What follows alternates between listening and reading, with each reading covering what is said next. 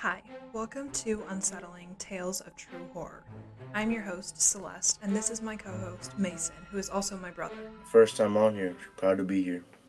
So, we decided we wanted to do a podcast about all things true crime, spooky, scary, anything that's, you know, dark and creepy. So, that's why we're here.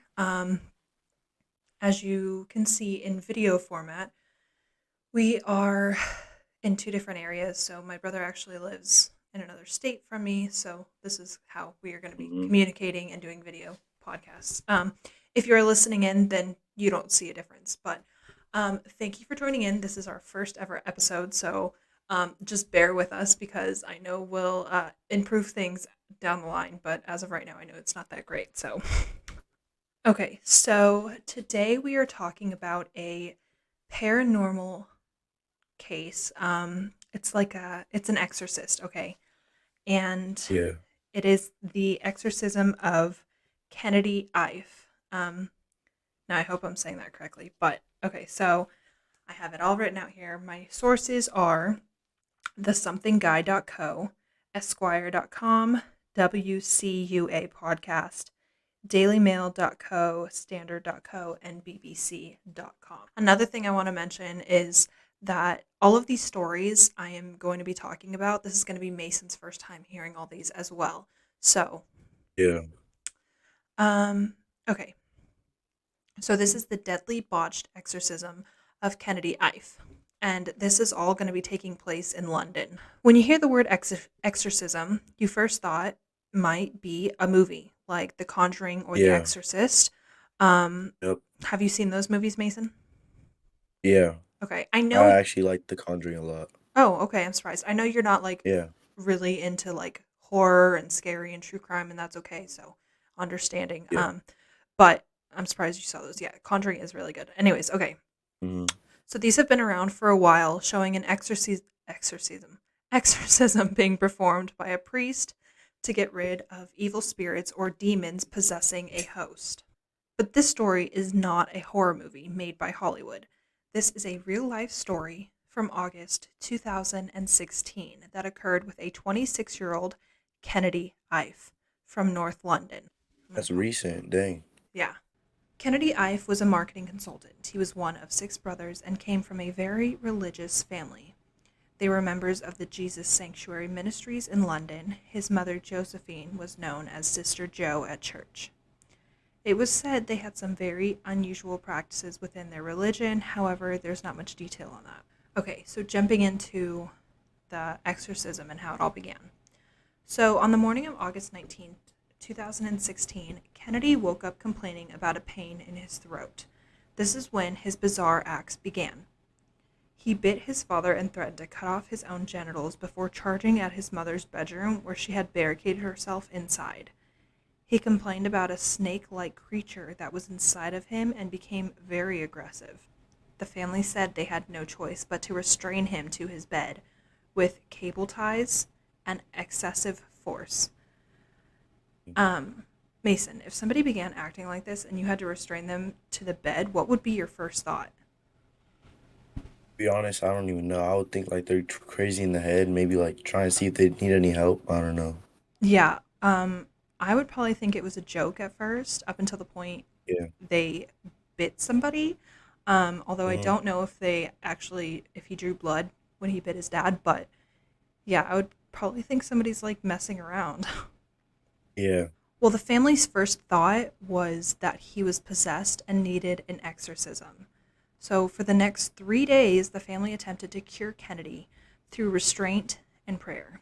They believed that there was a demon or something not of this world inside of him, and that it was killing him from the outside. Wait, it was killing him from the inside out, sorry.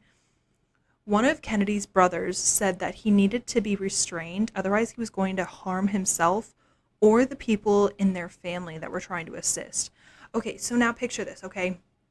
We have hmm one of our siblings, okay, laying on a bed, restrained, and they're freaking out and they're not the same person. Like, that's terrifying, honestly. Like, Yeah. can you even imagine that? Like, I couldn't at all. No, I couldn't. That would be crazy. Just picturing that. Yeah, like that's so crazy. It was said Kennedy was ranting about the mark of the beast, 666. On August 20th, 2019, one day after Kennedy was bound to the bed, a church volunteer at the church that the family attended, named Andrew, arrived that night. He was informed, along with two other ministers, that they had to attend the address of Sister Joe, which was the mom, to pray for Hmm. Kennedy. They arrived at Sister Joe's house at 10:59 p.m. and one of the brothers opened the door and they were ushered into the living room where Kennedy was now laying on the couch. So they moved him from the bed downstairs to the couch. He didn't have Hmm. any restraints on him at this time, um, but according to Andrew, he had a phone in his hand and seemed to be texting someone. So that doesn't sound like being possessed. Although I will Yeah. say, I mean, the only kind of possession we know is Hollywood. You know, Uh, so I mean, I don't know. It's a little that's the only thing we can picture when we think of possession. Like exactly, and possession. Hollywood is very over the top and everything. You know, I honestly Yeah. didn't know that people could actually get possessed. I didn't know Hmm. that was real. I believe in ghosts and all of that, but I didn't. You know, that's a whole other story. Yeah. Um, so he's acting normal, I guess we could say. So Andrew said hi. Kennedy looked directly back into Andrew's eyes and said hi back. But Andrews did say that he looked unwell and tired. Well, I'm sure he looked tired because he's been going through a ton and like trying to attack people, so he Yeah. probably has like no energy. Yep. And I'm sure as he's being restrained on the bed, he's trying to, break loose, so that's also more energy he's, Yep. He's you using know. a lot of energy. Yeah. So they began praying when Kennedy's father Kenneth walked in with a man and two other women from a different church. The man he believed was a pastor. Sister Joe wanted this man to take over, where he began praying to God to keep Kennedy and to heal him. After the 3 days of being bound to a bed without any medical attention, and the only members of the church, and only members of the church seeing Kennedy, his brother finally called 999. So this is actually the emergency services for them. He explained Hmm. that Kennedy was complaining of dehydration and developed breathing issues. Once the paramedics arrived at the family's home, Kennedy was pronounced dead at 10:17 a.m. on August 22nd, 2019. Colin, one of Kennedy's brothers, proceeded to try to carry out an attempted resurrection through chanting and prayers. All seven family members were accused of manslaughter, false imprisonment, and causing the death of a vulnerable adult. Jeez. They actually did a post-mortem examination. So you know what that means, right? Like they did an autopsy. No. So it's Oh an yeah. yeah, so an autopsy. So they did an autopsy and they revealed that Kennedy had over 60 wounds. And this was all Oh, consistent with forceful restraint. So it's all because they were restraining geez. him that he was injured in these different ways. So that's why they said it was all their fault then. Yes, but it's also I would say it's also their fault because I understand your first thought is exorcism. Okay, that's fine, but why Hmm. not call a doctor? Why not get him to a hospital? Like there Yep. could be other thing. I think your first thing should have been to take him to a hospital because Yeah. if they can't figure out what was going on, then you can go to plan B. You can bring a pastor in, you know what you have to do, but at least if he's in the hospital, I mean, I'm sure they can restrain him in the hospital if he's trying to attack people, but like they can give him an IV with fluid so he's not dehydrated like he was and Yeah. since he was moving around so much and he had 60 wounds just from being restrained, I mean, I'm sure they could have handled it a lot differently at a hospital. Hmm. Okay, so he also had a possible bite on his body, which who bit him, you know? Yeah. That's crazy. It was found that he had died to cardiac arrest. According to the family, Kennedy was only held briefly for his own safety.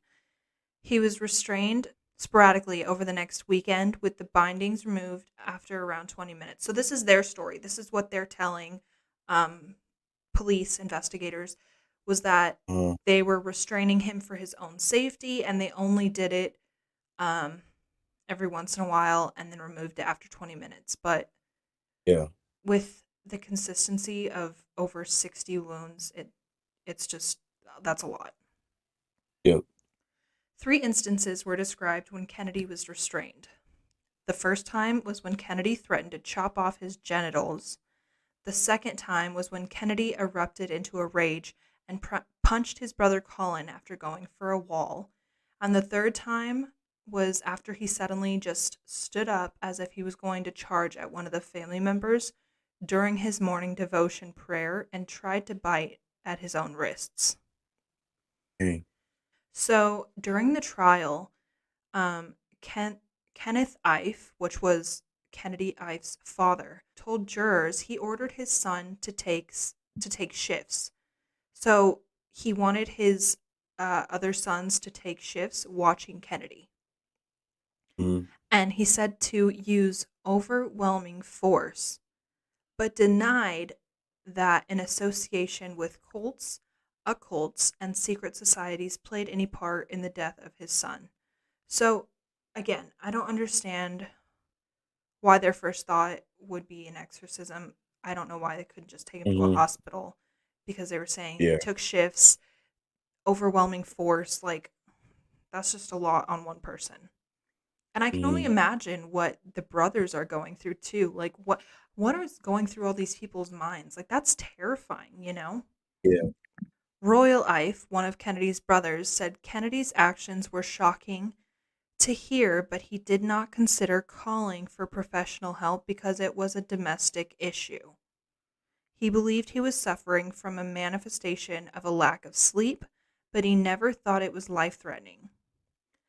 The court heard Josephine helped her church produce videos for their YouTube page, which featured clips with titles such as Reality of Demons. So not only were they restraining him and, trying to exorcise this demon out of him, they were also trying to record it for their YouTube channel. The Jeez. church's YouTube channel. Like, I don't That's know. crazy.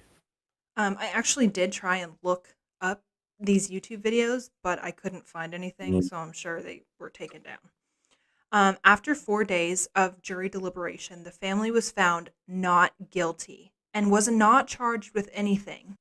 There's a controversy that many people think it could have been mental illness, like you said, like mentally not okay. Yeah. Many people believed he suffered from severe mental illness and his parents were not able to give him the help he needed. However, I will say again and again, the first thing they should have done was take him to a hospital. Mm-hmm. Um, However, before any of this happened, there wasn't information about his mental state at all. So we don't know if he just had like a complete mental breakdown and like something happened, Yeah. psychosis. But yeah, I mean, poor Kennedy Ife. I mean, if if his parents took him to the hospital, I'm sure there would be a completely different It outcome, would have been a little bit longer, and they probably would have done something. or he could still be alive today, Yeah. which is just very unfortunate. And it's just crazy how, I mean, I don't know how I feel about his family not getting any charges against them. Oh. I don't know. It's just crazy. But that is the story of the botched exorcism of Kennedy Ife. I hope you guys enjoyed this episode. Um, like I said, this is just our first episode. We're going to grow from here. We're going to get better from here. Thank you, Mason, for joining in with me. Um, Yeah. he should be here every week. I plan on uploading once a week. But until then, I hope to see you guys next time and give us a follow if you enjoyed our episode. Bye. Yes. Bye.